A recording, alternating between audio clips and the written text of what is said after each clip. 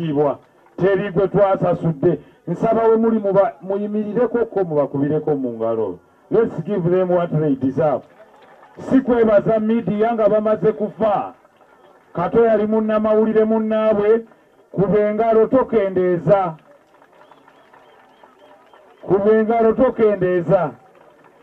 Ndaba omukunzi wa Nuupu Chairman Nyanzi Center mu Bengalo baba.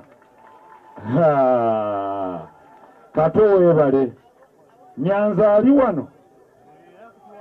Alhamdulillahi Rabbil Alamin. Kale ngaleza Nyanzi Center mu. Ne mutowe Edi yawe nkulabyeko. Bano baganda bange ddala. Nubongera muko mu ngalo mpulire. Kakati atao mukkirize nange munkubire ku ngalo ez'amaanyi.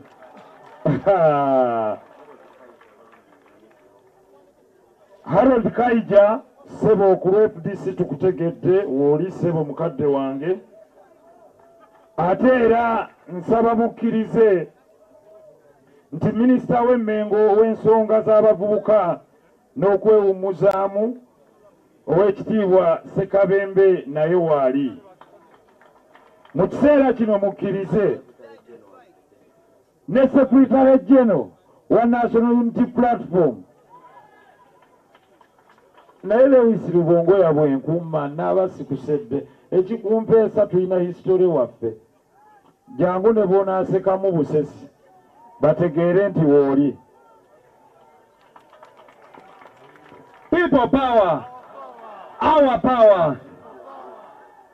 Omugenzi mukama amumuze emirembe President Kyagulanyi atule mu ntebe ye Uganda egende mu maaso. Naye ko kali toyinza keerabirako bannange teyeerabira Secretary General yatereka empapula ne stampu.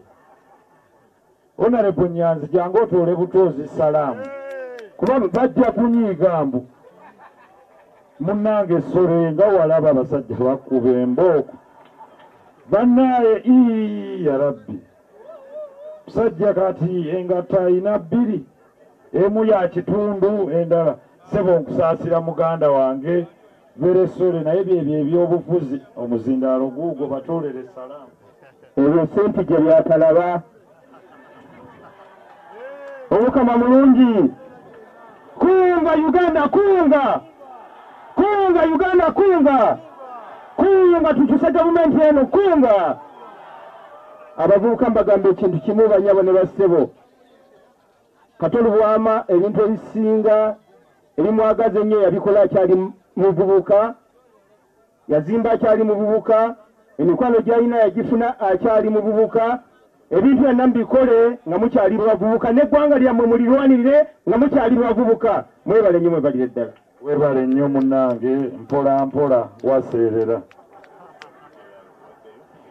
Ow'ekitiibwa engalo ezittako musooke muzikube nnyo kuba nnyo. Neebaza minisita wa